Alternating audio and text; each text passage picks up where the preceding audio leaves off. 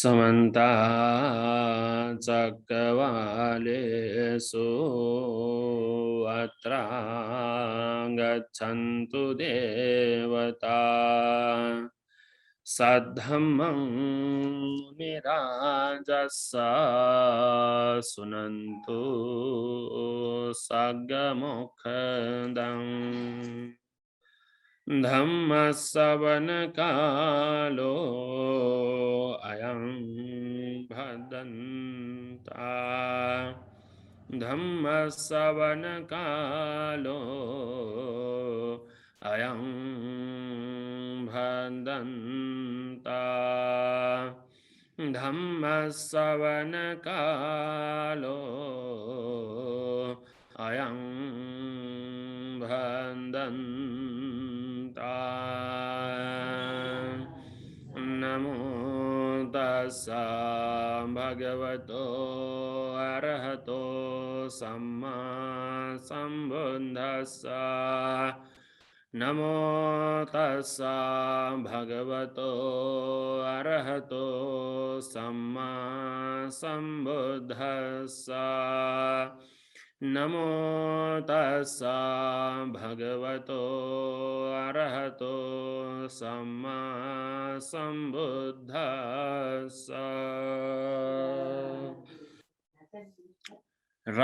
रमणीयावत भोदोसिना रत्तिं अभिरूपावत भोदोसिना रत्ति दर्शनीयावत भोदोसिना रत्ति पासादिकावत भोदोसिना रत्ति लखन्यावत भोदोसिना रत्ति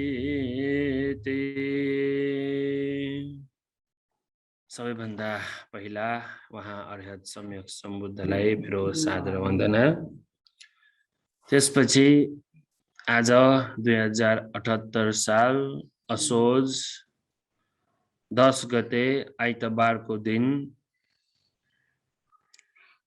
आज पनि धर्म श्रवणार्थको लागि विजयाराम बिहारमा पाल्नुभएका उपासिकाहरू उपासिका गुरुमा त्यसैगरी जुममा सहभागी हुनुभएका सम्पूर्ण उपासक उपासिकाहरू फेसबुकद्वारा हेरेर बसिरहनुभएका सम्पूर्ण उपासक उपासिकाहरूलाई म भिक्षु पियरतनको तर्फबाट मङ्गलमय शुभकामना। आज नयाँ विषय सम्बन्धी लिएर धर्मदेशना गर्न गइरहेको छु। मैले हिजो पनि तपाईहरुलाई अवगत गराएकै थिएँ।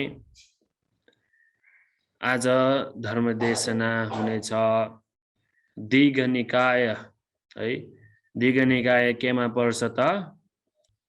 दीघ निकाय पर्छ सूत्र पिटकमा। भगवान बुद्धको धर्मदेशना विशेष गरी पिटक अनुसार 3 वटा पिटकहरुमा विभाजित गरिएको छ। ती 3 वटा पिटकहरु सूत्र पिटक, विनय पिटक र अभिधर्म पिटक भनेर हो। सूत्र पिटकमा अन्तर्गत रहन्छ 5 वटा निकाय ग्रन्थहरु। दीघ निकाय, मध्यम निकाय, संयुक्त निकाय, अंगुत्तर निकाय र खुद्दक निकाय भनेर। ती 5 वटा निकाय ग्रन्थहरु मध्ये पहिलो निकाय ग्रन्थ रहेको छ दीघ निकाय, जुन कि लामो सूत्रहरु अन्तर्गत भएको ग्रन्थ। यसमा 34 वटा सूत्रहरु अन्तर्गत रहेको छ।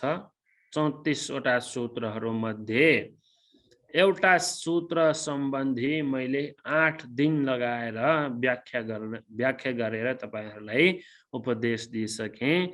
त्यो सूत्रहरु सम्बन्धी फेरि पनि उपदेश सुन्न चाहने व्यक्तिहरुले नेपाल बुद्धिस्ट एक्टिभिटीज भन्ने युट्युब च्यानलमा गएर तपाईहरुले त्यो सूत्र देशनाहरु फेरि पनि सुन्न सक्नुहुनेछ। अब आजदेखि दीघ निकायमा अन्तर्गत दोस्रो सूत्र सामान्य फल सूत्र भन्ने सूत्रबाट धर्म देशना गर्नेछु। तसर्थ अब यसमा एवं मे सुतं एकं समयं भगवा राजगहे विहरति, यो पनि आनन्द भन्तेले नै प्रथम धर्म संगायना भएको अवस्थामा भगवान बुद्ध महापरिनिर्वाण भइसकेपछि 3 महिनापछि धर्म संगायना हुन्छ। पहिलो धर्म संगायना हुन्छ। पहिलो धर्म संगायनामा आनन्द भन्तेले सूत्र सम्बन्धी रहेको भएको सोधेको सबै प्रश्नहरूको जवाब दिनुहुन्छ। तसर्थ यो सामान्य फल सूत्र भन्ने सूत्र पनि आनन्द भन्तेले नै भन्नुभएको हो प्रथम धर्म संगायनाको अवस्थामा। मैले यसरी सुनेको थिएँ भनेर एवं मे सुतं भनेर आइएको हो है। हामीले धेरैभन्दा धेरै सूत्रहरूमा एवं मे सुतं भनेर सुन्नमा आउँछ। यो हरेक एवं मे सुतं भनेकोमा आनन्द भन्तेले नै प्रथम धर्म संगायनाको अवस्थामा फेरि एकपटक भन्नुभएको कारणले गर्दाखेरि एवं मे सुतं भनेर आएको। एकं समयं भगवा, एक समयमा भगवान बुद्ध राजगहे विहरति, राजगृहमा वास गरिरहनु भएको बेलामा है। यो राजगृह भनेर किन भन्छ त भन्दाखेरि मनधातु गोविन्द आदि उहाँहरूले चाहिँ नि अधिगृहित ठाउँ भएको कारणले गर्दाखेरि यसलाई चाहिँ नि राजगृह भनिन्छ भनेर अर्थकथाहरूमा उल्लेख भएको छ है। त्यसै गरी अर्थकथाहरूमा उल्लेख भएको अनुसार अर्को एउटा चाहिँ के हो त भन्दाखेरि राजगृह भन्ने ठाउँ एउटा नगरको रूपमा रहन्छ जबसम्म बुद्धोत्पाद काल रहन्छ र चक्रवर्ती राजा चाहिँ नि यो संसारमा उत्पत्ति हुन्छ। भगवान बुद्ध जब यो संसारमा उत्पत्ति हुन्छ र चक्रवर्ती राजा यो संसारमा जब उत्पत्ति हुन्छ, त्यो अवस्थाहरूमा त्यो समयहरूमा मात्र यो राजगृह भन्ने ठाउँ नगरको रूपमा देखिन्छ। अरू अवस्थामा चाहिँ यो घनघोर जङ्गल रहन्छ जुन कि राक्षसहरूले बास गरेको जङ्गल भएको हुन्छ अरे है। अब यो राजगृह भन्ने यो नगरको सम्बन्धी अर्थकथामा उल्लेख भएको एउटा छोटो व्याख्या मैले गरेको तपाईहरुलाई बुझोस् भनेर है। राजगृह भनेको यस्तो पनि हो भनेर भन्नको लागि जीवकस्य कौमार भच्चस्य अम्बवने महता भिक्षु संघेन सद्धिं अड्ढतेलसेहि भिक्षु सतेहि। भगवान बुद्ध राजगृहमा वास गरिरहनु भएको थियो। कहाँ त जीवक कौमार भच्च भन्नेको आँपको वनमा रे। कति कोसँग बस्नु भएको थियो त महता भिक्षु संघेन सद्धिं अड्ढतेलसेहि भिक्षु सतेहि। यो अड्ढ भिक्षु महासंघहरूको सँगै भगवान बुद्ध जीवक कौमार भच्चको आँपको वनमा बसेको थियो। अड्ढतेलसेहि भिक्षु सतेहि भन्ने सम्बन्धी श्रीलङ्काको त्रिपिटकको यो दीघ निकायको अर्थमा पनि 1250 जना भनेर भनिन्छ। त्यसै गरी नेपाली दुण्डबहादुर वज्राचार्यज्यूले निकाल्नु भएको दीघ निकायको अर्थ रहेको यसमा पनि 1250 भनेर नै रहन्छ है। तर अर्थकथामा चाहिँ नि यो 650 भनेर भनिन्छ।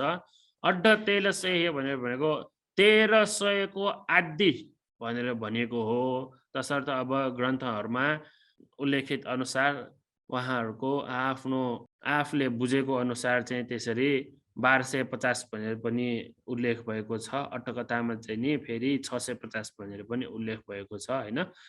जे होस् धेरै भिक्षु महासंघहरूको सँगै जीवक कौमार भच्च भन्नेको अम्बवनमा बसेको थियो रे। अब यो जीवको कोमा र भच्च भनेको को हो तपाईहरुलाई याद छ कसैले थाहा छ भने एकचोटि ल माइक अनम्युट गरेर बोल्नुहोस् त भन्थे यो जीवको वैद्य हो जीवको भने एउटा वैद्य हो वैद्य भन्थे हो जीवका कोमा र भच्च भनेको चाहिँ नि भगवान बुद्धलाई रोग निवारण गर्ने एकजना वैद्य हो है त्यो वैद्यको सम्बन्धी लामो व्याख्या आउँछ जीवका खण्डक भन्ने विनय पिटकमा जीवका खण्डक भन्नेमा चाहिँ नि उहाँको सम्बन्धी सम्पूर्ण व्याख्या आउँछ तर यसको सम्बन्धी छोटो व्याख्या म यहाँबाट गऱ्यौँ भने जीवका चाहिँ नि पहिला बच्चा बेलाको समयमा सबभन्दा सानो समयमा एउटा ठाउँमा राखिरहेको हुन्छ फैलिरहेको हुन्छ त्यो फैलिरहँदाखेरि कागहरूले चाहिँ नि वरिपरि कागहरू बसेर कागहरूले घेरिरहेको हुन्छ त्यसरी कागहरूले घेरिरहेको बेलामा बिम्बिसार राजा चाहिँ नि त्यही बाटोबाट गइरहँदाखेरि बिम्बिसार राजाले ए कुमारहरू यो कागले घेरिरहेको त्यहाँ के छ हेर त भनेर पठाउँदाखेरि महाराज यहाँ त एकजना बच्चा रहेछ भनेर भनिन्छ अनि यहाँ बच्चा रहेछ भन्दाखेरि त्यो बच्चा जीवित छ कि छैन भनेर राजाले सोध्छ तसर्थ त्यो कुमारहरूले चाहिँ नि जीवित छ भनेर भन्दाखेरि त्यसैले त्यो जीवित रहेको कारणले गर्दाखेरि उसको नाम जीवक भनेर राखिएको हो है अनि ल त्यसो भए यो बच्चालाई लिएर तिमीहरूले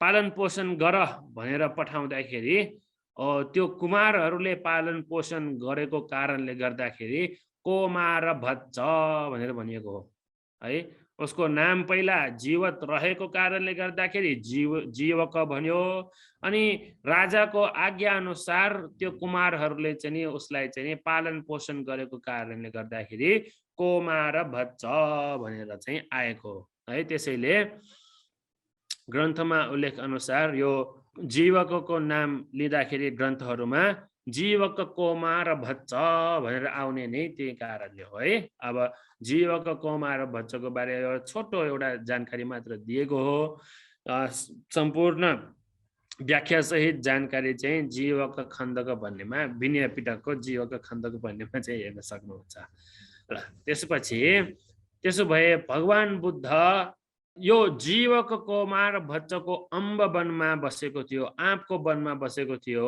अरे फेरि यो आँपको वन किन जीवक कोमार भच्च भन्ने अब राजाले बिम्बिसार राजाले यसरी हुर्काइरहेको व्यक्ति हो जीवक कोमार भच्चको चाहिँ नि आँपको वनमा चाहिँ नि भगवान बुद्धलाई बस्न हुने गरी एउटा विहार बनाइदिएको थियो जीवकले किन विहार बनाइदिएको त भन्दाखेरि त्यसको पनि एउटा कारण छ भगवान बुद्धलाई एक अवस्थामा धेरै गाह्रो भयो शारीरिक रोग उत्पन्न भयो हामीलाई मात्र होइन यो हामी अब हाम्रा उपासक उपासिकाहरू है बुढाबुढी भएर गएपछि खुट्टा दुख्यो साह्रै खुट्टा दुख्यो भन्थे के गर्ने बिहार आउनै सक्दैन भन्छ साह्रै ढाड दुख्छ भन्थे के गर्ने बिहारमा आउनै सक्दैन भनेर भन्छ है हाम्रो उपासक उपासिकाहरूलाई त बुढाबुढी भएर गएको कारणले गर्दाखेरि यसरी एउटा शारीरिक रोगहरू उत्पन्न हुने हो है भगवान बुद्ध जस्तो सम्यक सम्बुद्ध है सर्वज्ञ भइसकेको भगवान बुद्धलाई त यो शारीरिक रोग व्याधिहरू आएको थियो भने हामी जस्तो पृथकजनहरूलाई शारीरिक दुःख कष्टहरू नआउने भनेको त के कुरा हो र हैन त्यसैले भगवान बुद्धलाई पनि एकपटक शारीरिक दोषको कारणले गर्दाखेरि रोग व्याधि उत्पन्न भयो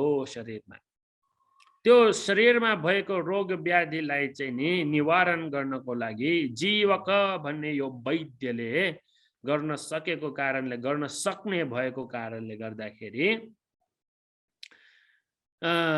जीवकले चाहिँ नि भगवान बुद्धलाई दिनकै 2-3 पटक हेरविचार गर्नुपर्ने अवस्था आएको थियो तसर्थ भगवान बुद्ध अलि श्रावस्तीमा जेतवनाराम बिहारमा बसिरहेको हो भने हैन जेतवनाराममा बिहार बसिरहँदाखेरि अलि टाढा भयो टाढा भएको कारणले गर्दा जहिले पनि हेर्न जान नसक्ने अवस्था आयो है।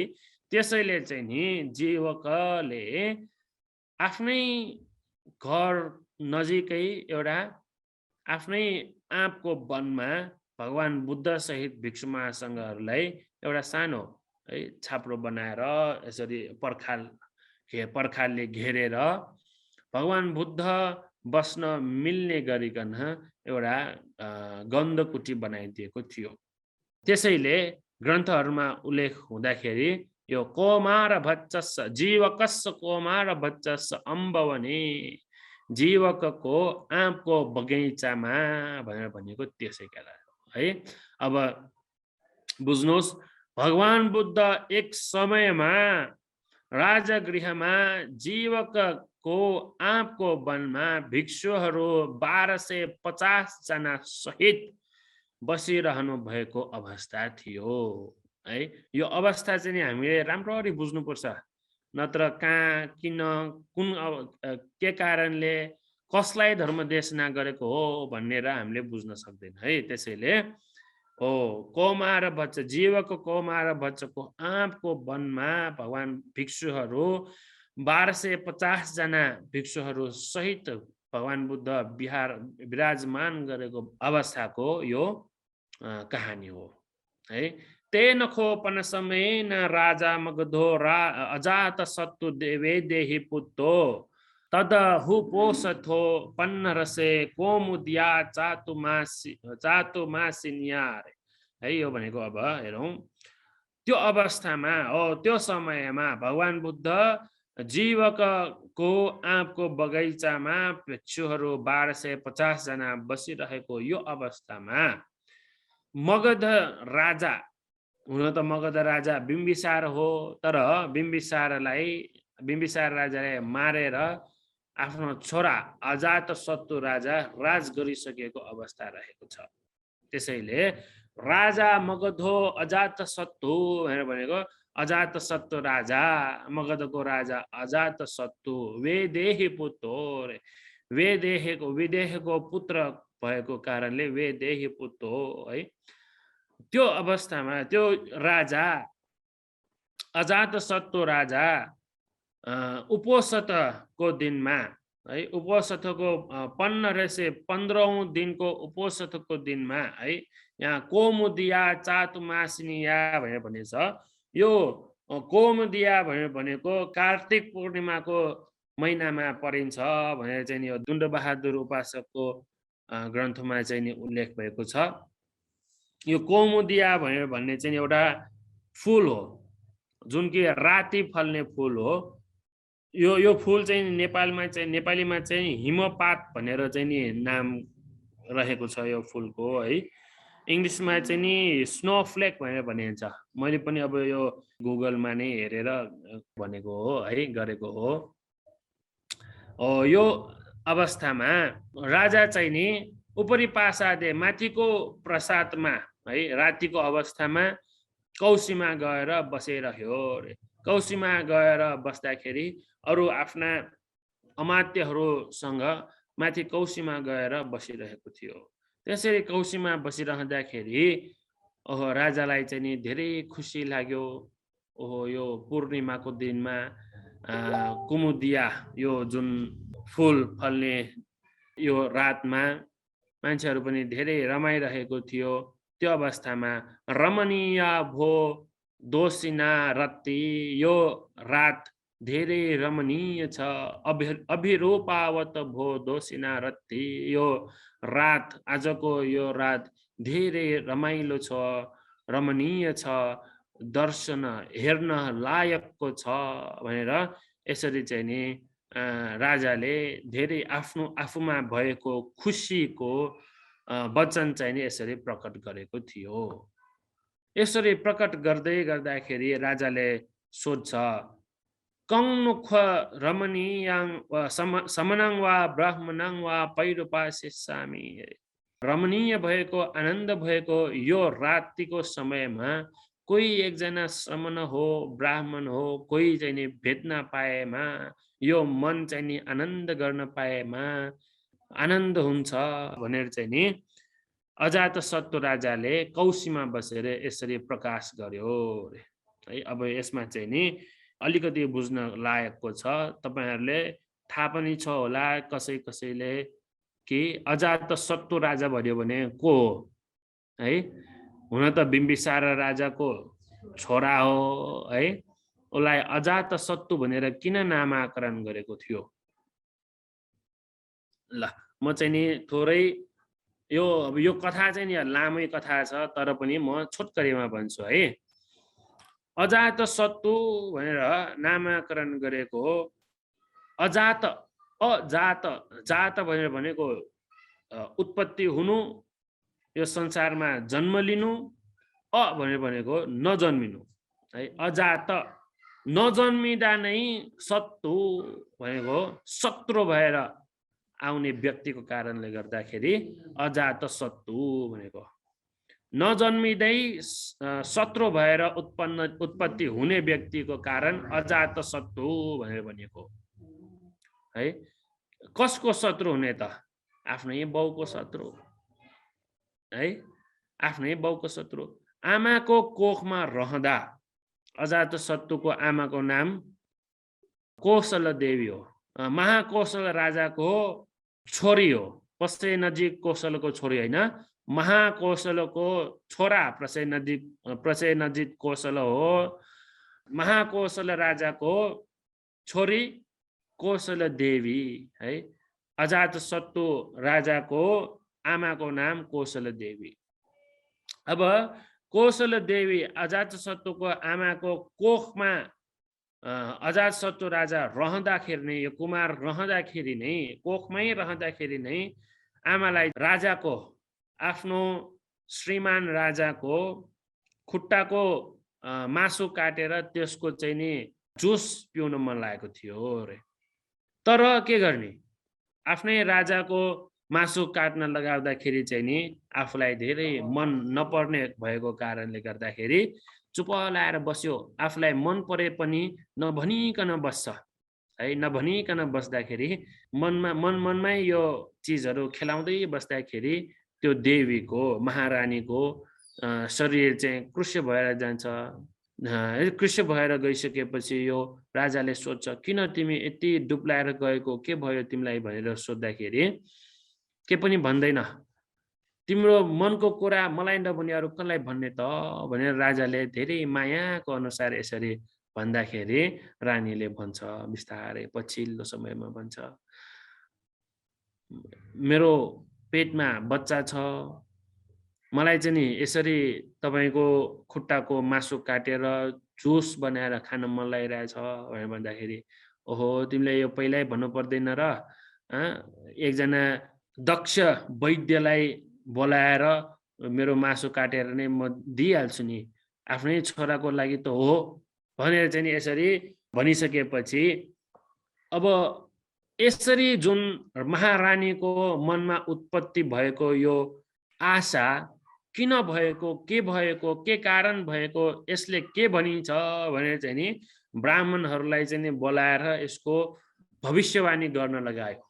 भविष्यवाणी गर्न लगाउँदाखेरि चाहिँ नि यो जुन आमाको, महारानीको पेटमा बसेको यो जुन छोरा छ, यो बच्चाले भविष्यमा आएर बाउलाई मारेर नै राज्य गर्छ भनेर चाहिँ नि भनिएको थियो। यसरी भविष्यवाणी गरेको थियो। तैपनि यसरी भविष्यवाणी गरेको सुन्नासाथ महारानीलाई धेरै रिस उठ्यो। महारानीले के गर्यो त भन्दाखेरि यो बच्चालाई चाहिँ नि पेटमै मार्न कोसिस गरेको थियो।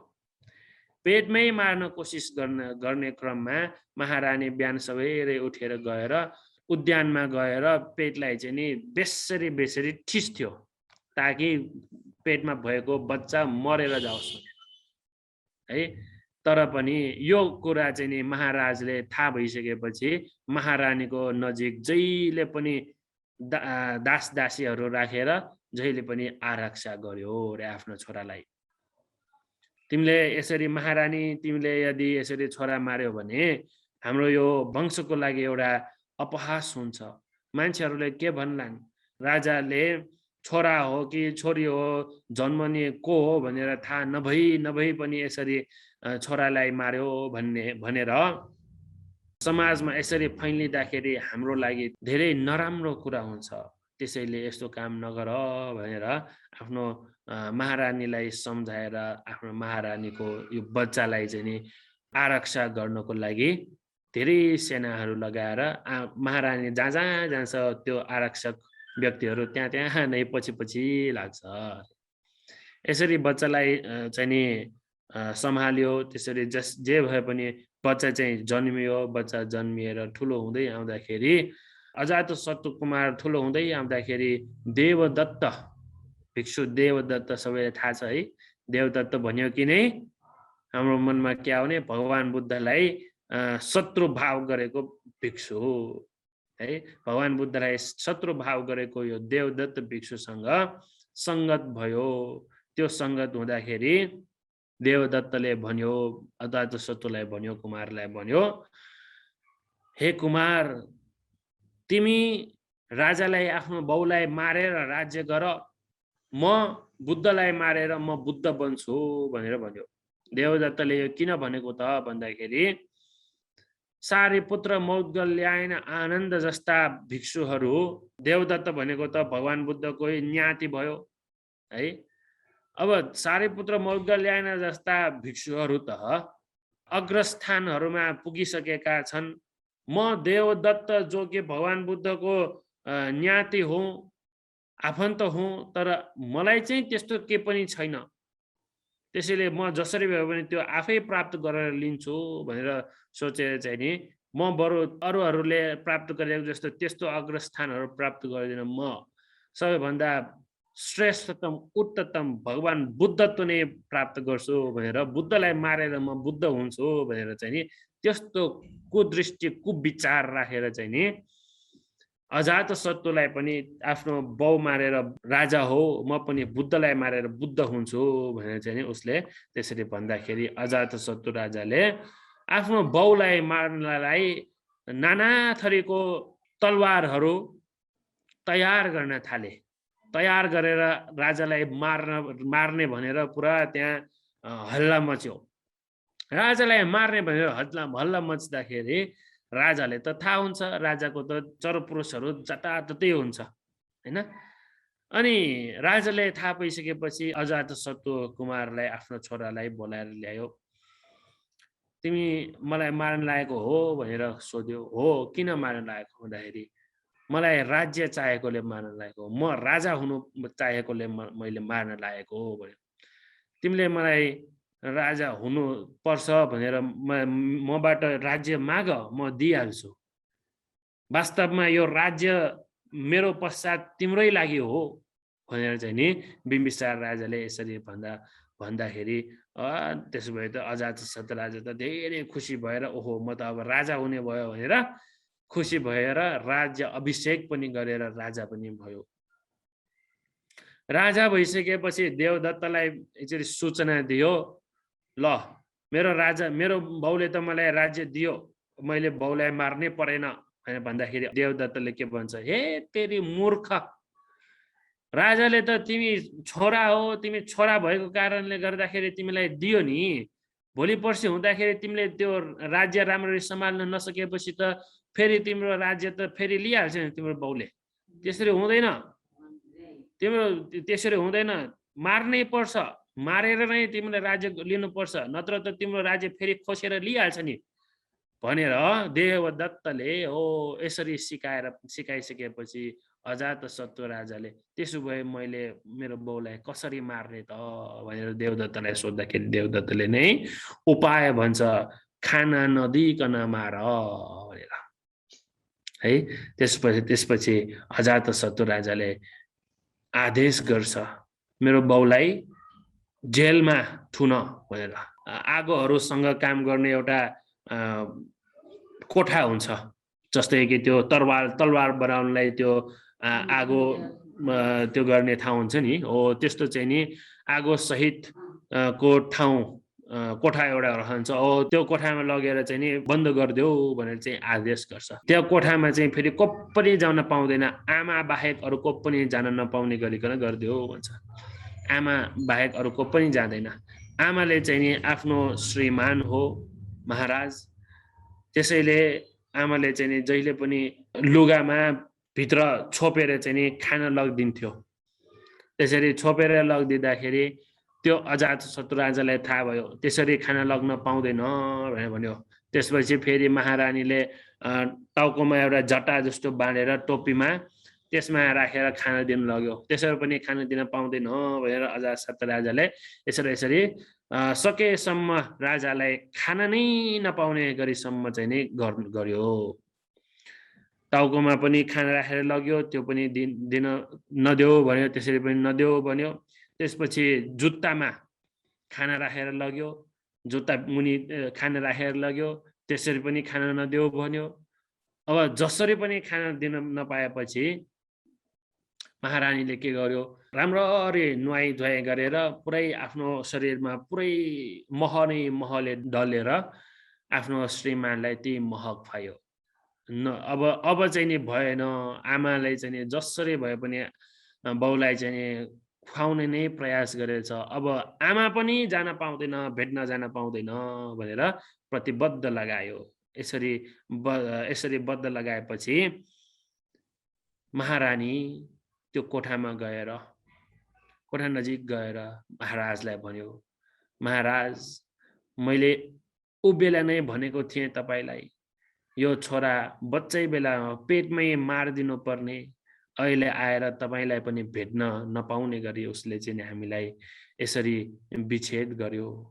अब तपाईले नै गरेको कर्म हो, तपाईले नै भोग्नुहोस्, मैले केही गरी गल्ती गरेमा मलाई क्षमा भनेर त्यो दिनदेखि आमाले पनि हेर्न पाएन है। त्यसपछि बिम्बिसार राजा त स्वतापत्ति मार्ग प्राप्त गरिसकेका राजा हो, त्यसैले त्यो राजाले चाहिँ नि खानासाना केही नपाएपछि कसरी जीवनयापन गर्यो त भन्दाखेरि संक्रमण गरेर जीवनयापन गर्यो रे। संक्रमण गरेर जीवनयापन गर्दाखेरि राजाले, अजातशत्रु राजाले सोध्यो, आफ्नो चरपुरुषहरूलाई सोध्यो, अब राजा कसरी जीवनयापन गरिरहेछ भनेर सोद्धाखेरि संक्रमण गर्दै जीवन जिउँदैछ भनेर भन्दाखेरि संक्रमण पनि गर्न नपाउने गरिकन ब्लेडले, दाढी काट्ने जुन ब्लेड छ त्यो ब्लेडले चाहिँ नि मेरो बाउको खुट्टामा पैतलामा घाउ गरिदेऊ, घाउ गरेर तेल र नुन मिसाएर त्यो तेल र नुन त्यो घाउमा टप्प लगाइदेऊ, त्यसरी लगाएर कोइलाले चाहिँ नि त्यो घाउलाई चाहिँ नि पोलिदेऊ भनेर चाहिँ यसरी सकेसम्म धेरै नै दुःख कष्ट दिन खोज्यो राजाले। अजातशत्रु राजाले यसरी भन्दाखेरि पहिला जुन बिम्बिसार राजाको कपाल खौरिने, दाढी खौरिने जो व्यक्ति छ, नौचा भन्छ नेवारमा, त्यो नौचा आएर, दाढी काट्ने व्यक्ति आएर बिम्बिसार राजाको त्यो कोठामा जान्छ। बिम्बिसार राजाको कोठामा गएर बिम्बिसार राजाले त सोध्छ, ओहो मेरो छोराले मलाई चाहिँ नि धेरै दाढी पाल्यो, धेरै मेरो केस पल्यो, त्यसैले चाहिँ मलाई यो दाढी केस कपालहरू खौरिनको लागि पठाएको होला भनेर खुसी भएर बस्यो। तर कहाँ हो र, उनीहरू आएर महाराजलाई हात बिन्ती गरेर क्षमा माग्छ, महाराज क्षमा गर्नुहोस्, तपाईको छोराले यसरी आदेश गरेको छ, हामीले राजाको आदेशलाई पालना गर्ने मात्र हो भनेर भन्दाखेरि के आदेश दिएको त भन्दाखेरि तपाईको खुट्टामा यो ब्लेडले चिरेर त्यसमा तेल र नुन डलेर त्यसमा अंगारले, कोइलाले तपाईको त्यो खुट्टा पोलिदेऊ भनेर यस्तो हामीलाई चाहिँ नि आदेश आएको छ भनेर भन्दाखेरि बिम्बिसार राजाले पनि हस् त, त्यसो भए तिमीहरूको जुन आदेश हो त्यो आदेशलाई पालना गर भनेर बिम्बिसार राजाले पनि त्यो गर्न दिन्छ। त्यो गर्न दिँदाखेरि धेरै नै दुःख कष्ट भोगेर सबै आफ्नो खुट्टाहरू चिरेर सबै कार्य गरिसकेपछि बिम्बिसार राजा त्यही परिनिर्वाण हुन्छ, मर्छ है। अब यसको पनि एउटा कहानी छ। बिम्बिसार राजालाई किन यसरी हुनु पर्यो, यो खुट्टा चिरेर यतिसम्म दुःख कष्ट किन हुनु पर्यो, यसको पनि कहानी छ, छोटकरीमा भन्न कोसिस गर्छ है। बिम्बिसार राजा पहिलाको जुनीमा एकपटक बुद्ध भिक्षु महासङ्घहरू बस्ने ठाउँमा, त्यो आसन लगाइरहेको ठाउँमा पहिलाको जुनीमा चाहिँ नि चप्पल लगाएर गएको थियो अरे। त्यो आसनमा चप्पल लगाएर, त्यो जुन बिहारको एरिया छ है, तपाईहरुलाई त्यसैले बिहारमा आउँदाखेरि, हलमा आउँदाखेरि जुत्ता लगाएर नआऊ है भन्ने त्यही कारण पनि हो है। कोही चाहिँ नि अल्छी मानेर जुत्ता फुकाल्न नै अल्छी लाग्छ, जुत्ता फुकाल्न अल्छी मानेर चाहिँ नि होस् न, जुत्तै फुट्नु मन लागेन, जुत्ता फुकाल्नु पर्छ, पुटु निकाल्नु पर्छ फेरि भनेर इत्यादि रूपले अल्छी मान्छ है। त्यसरी नै बिम्बिसार राजा पनि पहिलाको आत्मामा, पहिलाको एउटा भावमा चाहिँ नि बिहारमा गएर चाहिँ नि त्यो जुत्ता फुकाल्ने अल्छी मानेर गयो। जाँदाखेरि फेरि आसन पनि लगाइरहेछ, आसन यानि चकती लगाइरहेको बेलामा अब चकती लगाइरहेछ, चकतीमा त अब त्यो जुत्ताले त किल्चिनु भएन, त्यसैले जुत्ता भित्र नै भए पनि जुत्ता फुकालेर त्यो फोहोर भएको त्यही खुट्टाले नै त्यो चकतीमा किल्चियो रे।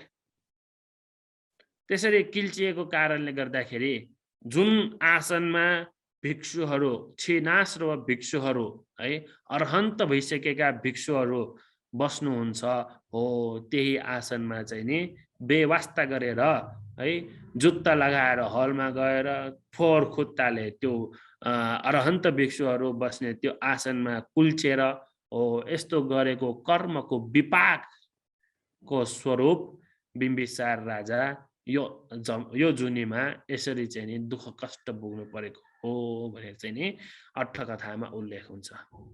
त्यसैले हे उपासक उपासिकाहरू पनि, तपाईहरु पनि है, मठ मन्दिरमा जाँदाखेरि, बिहारमा जाँदाखेरि सकेसम्म है जुत्ता फुकालेर जानु होला भनेर लेखिरहेको छ भने, अथवा आफैले पनि थाहा हुन्छ यस्तो ठाउँमा जुत्ता लगाएर जानु हुँदैन भनेर आफैले पनि थाहा हुन्छ, त्यस्तो ठाउँमा अल्छी गरेर जुत्ता नफुकालिकन चाहिँ नजानु होला है। तपाईहरुलाई पनि यस्तै दुःख कष्ट होला है। यो हो अजातशत्रु राजा। अजातशत्रु राजा चाहिँ नि आफ्नै बाउलाई मारेको यो कहानी हो। यसरी आफ्नै बाउलाई मार्ने कारणले गर्दाखेरि उसको नाम चाहिँ अजातशत्रु भनेर नामाकरण गरिएको हो भने, यही अजातशत्रु राजा चाहिँ नि पूर्णिमाको दिनमा, कार्तिक पूर्णिमाको दिनमा कौशीमा गएर बस्न गयो अरे राति। यो रातिको समयमा राजा चाहिँ जहिले पनि, अजातशत्रु राजा चाहिँ जहिले पनि कौशीमा गएर एकछिन बस्न जान्थ्यो अरे। किनकि राजाले जुन आफूले गरेको पाप कर्म छ नि, त्यो पाप कर्म, आफ्नै बाउलाई मारेको जुन पाप कर्म छ, त्यो पाप कर्मको कारणले गर्दाखेरि राति सुत्न सक्दैन, सुत्नै नसक्ने। एकछिन सुत्ना साथ सपनामा झै कराएर ल्याउने जस्तो आवाज आउने, झसङ्ग हुने, बिउजिने हो। यसरी चाहिँ नि धेरै दुःख कष्ट हुन्थ्यो अरे सुत्दाखेरि पनि। त्यसैले धेरै निन्द्रा नआएसम्म चाहिँ नि सुत्नै जाँदैन। नसुत्नको लागि चाहिँ नि, निन्द्राबाट बिउजिरहनको लागि चाहिँ नि अजातशत्रु राजा कौशीमा गएर, रातिको समयमा कौशीमा गएर यसो हेर्थ्यो अरे। आजकलको जमानामा जस्तो स्मार्टफोनहरू थिएन होला हैन है। आजकलको जमानामा जस्तो यो स्मार्टफोनहरू, मोबाइल फोनहरू, ल्यापटपहरू भएको भए राजा पनि त्यही ल्यापटपमै चलिरहेको थियो होला, मोबाइलमै चलिरहेको थियो होला। आजकलका तरुणहरूले टिकटक बनाउने जस्तै त्यो टिकटक बनाउँदै बस्थ्यो होला राजा पनि है। अब पहिलाको जमानामा त्यस्तो केही पनि थिएन, तसर्थ कौशीमा गएर बाहिर भएको जुन रमणीय दर्शनहरू छन् ती दर्शनहरूलाई चाहिँ नि हेर्न अजातशत्रु राजा कौशीमा गएर बस्थ्यो रे। यसरी कौशीमा गएर बसिरहँदाखेरि त्यो रातको दिनमा यो जुन हिमपात भन्ने फुल छ त्यो फुल फुलेको देखेर त्यसलाई कति रमाइलो देखेर त्यो जस्तै अरू राजाहरूको राजभवनमा त जहिले पनि उत्सव जस्तै मनाइरहन्छ होइन। तसर्थ त्यो उत्सवहरू जस्तै मान्छेहरू हेर्दै चाहिँ नि आनन्द लिँदै चाहिँ नि यसरी यो रात आजको रात कति रमाइलो छ, कति रमाइलो तरिकाले फुल फुलिरहेको छ, कति रमाइलो तरिकाले मान्छेहरू रमाइरहेको छ भनेर चाहिँ नि यसरी आफ्नो मनमा भएको खुसियाली प्रकट गर्दै अजातशत्रु महाराजले अजातशत्रु राजाले यसरी आफ्ना मनमा भएको यो प्रीतिलाई चाहिँ नि प्रकट गर्दै थियो। त्यो प्रीति प्रकट गर्दै नै आनन्दको रातमा यो सौन्दर्यको रातमा कोही श्रमण ब्राह्मणहरू अथवा कोही प्रवजितहरू भेट्न पाए कति आनन्द हुन्थ्यो भनेर चाहिँ नि यसरी सोच्दै आफूले प्रकट पनि गर्दै थियो है। यसरी प्रकट गर्दै गरेको क्रममा अरू मैले त भनेकै थिएँ त्यहाँनिर अरू अमात्यहरू पनि थिए, अरू मन्त्रीमण्डलहरू पनि थिए। तसर्थ अरू मन्त्रीहरूले के सोचे त भन्दाखेरि ओहो राजाले चाहिँ नि यसरी कोही गुरु अथवा कोही प्रवजितहरू भेट्ने चाहिँ नि इच्छा गरेको छ भनेर सोचेर अरू मन्त्रीहरूले चाहिँ नि उपाय एउटा चाहिँ नि बनायो रे। त्यो उपाय के होला है, त्यो उपाय के होला भन्ने सम्बन्धी भोलि भन्ने छु। आजलाई चाहिँ नि यति नै, आजको लागि चाहिँ नि मेरो धर्मदेशना यही टुङ्ग्याउँछु। फेरि पनि भोलि दोहोऱ्याउँदै भोलि पनि फेरि कन्टिन्यू गर्ने गर्दै आजको यो उपदेश यही टुङ्ग्याए। सबैजनालाई धेरै धेरै साधुवाद भवतु। सर्वमङ्गलम्।